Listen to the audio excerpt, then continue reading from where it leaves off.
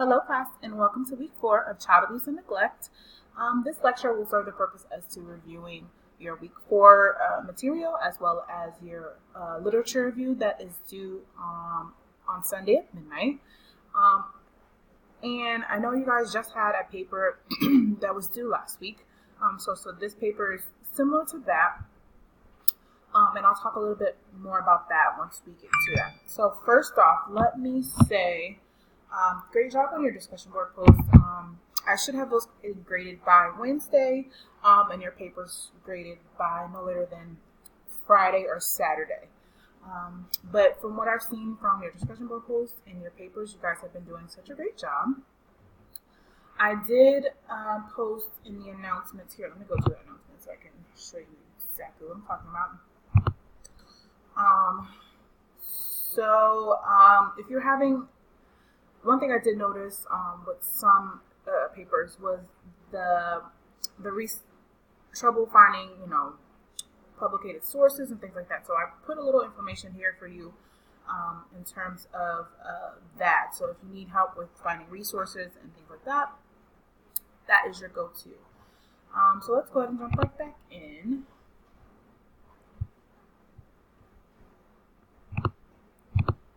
So for this week, you will need, of course, to read chapters 4 and 5, and that will be over psychotherapy of abused and neglected children. You also have 2 articles to read on projected tests for abused children.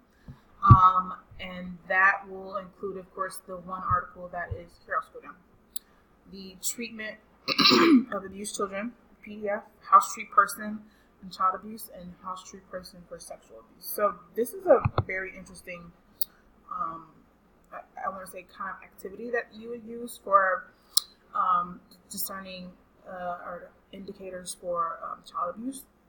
So I'll give you a quick synopsis of what this looks like. So typically what you do, you sit down with your client, mainly would be a child, and you would have a paper and color pencils or even crayons set out for them. And what you would do is you would ask them step by step, just like the title says, is to draw a house. So they draw the house, and depending on how detailed they draw it, whether they draw windows, whether they draw a door, things like that, can discern whether they are, maybe experiencing abuse. For instance, I had a client who drew a house with no windows and no doors. And in their little mind, they felt, closed in this house. They couldn't see out. There's no way to exit the house. So that's what they were feeling on the inside. And they drew that in the picture, displaying that. So there's certain characteristics and things, and specifically with art therapy and drawings, that are determining things of abuse. The second part of that, of course, you'd ask them to draw a tree, and that's typically, whether they're drawing a tree with no leaves, a tree with apples, things like that, or anything like that, or and then lastly, you ask them to draw a person, and it could be them, it could be sibling, it could be a parent, cousin, whoever it may be, and how they may draw that person can also be an indicator of abuse occurring. So this study basically, interviewed 32 children that were not abused, and 45 apparently well-adjusted children as well. So as I gave you this brief overview, I want you to read this through because it can be a very useful diagnostic tool for you to use on your future clients to determine if there's a possibility of abuse. And I will say this is not a standalone assessment. Of course, there needs to be more information, more things like that, so you can discern whether abuse is occurring. But as I mentioned, I specialized in treating children that have been abused. So that can be definitely a useful tool. Moving on, so let's go back into it. Of course, you'll have another one for sexual abuse as well, so I'll review that.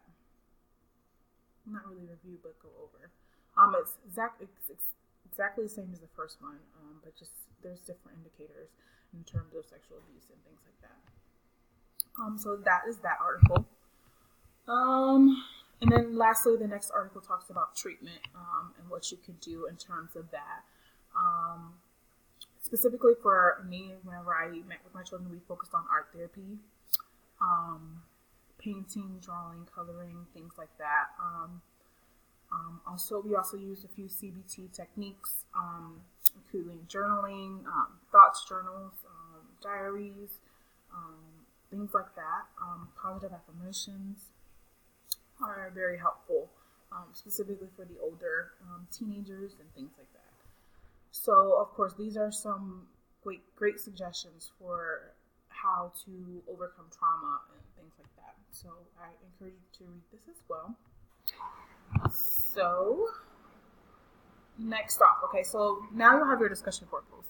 So, this post, of course, like previous ones, will be 300 words. You guys have been doing such a great job. And then you'll respond to your classmates as well. So last but not least, we'll talk about the paper. And I know a couple of you guys had some questions about the last paper. I do encourage you, if you have questions, I encourage you to ask them earlier within the week, because I know some people were emailing me like on Sunday, like 4 or 5 hours before the paper was due. And I may not have gotten to you fast enough.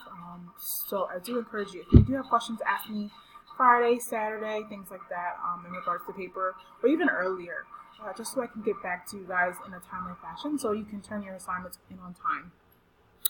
So that's my bit of advice for that.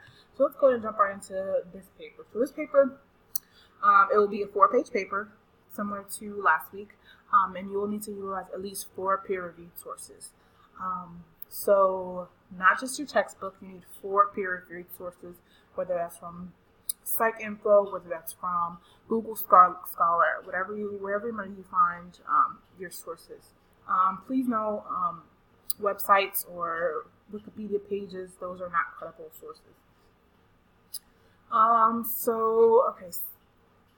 And these articles need to be exploring at least 4 empirically validated treatments for abused children. So in particular, you'll have, of course, how I discussed, you'll have your title page, and that's in APA format. You will not need an abstract either for this paper. You will include an introduction section where, of course, you'll outline why the topic is important, what you wish to accomplish from the paper, and we discussed that last week too, and what I'm looking for. And then you'll have a literature review, and this is basically all the articles these 4 articles that you reviewed and found, and basically your synopsis of that material. And for each section, of course, you'll have your subheadings, just like last time, of your empirically validated treatment options. So whether that's CBT, whether that's play therapy, whether that's DBT or ACT or whatever modality that you guys choose, those subheadings will categorize what you're talking about, whether that's trauma-based CBT, things like that.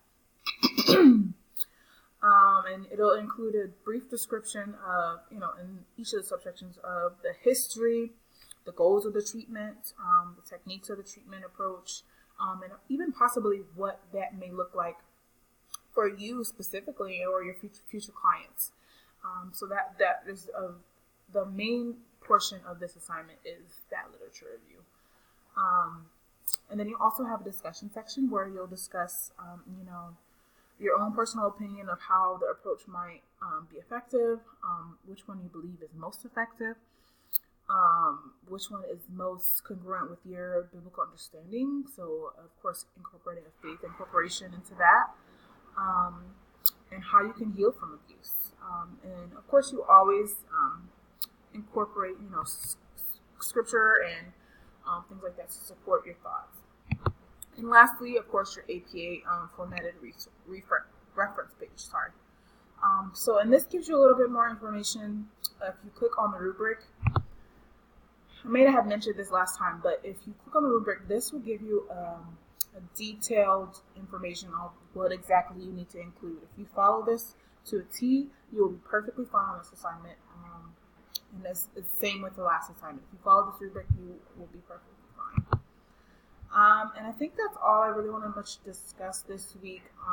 Like I said, if you have any questions, comments, concerns, please feel free to reach out to me, and I will get back to you in a very timely manner. But I think that's all for this week, and I hope you guys have a great week. I know it's brief and it's really short, but I just wanted to touch on of course, the paper and, of course, what you'll be reading this week. So, and that's all. Have a great week, and I will talk to you later.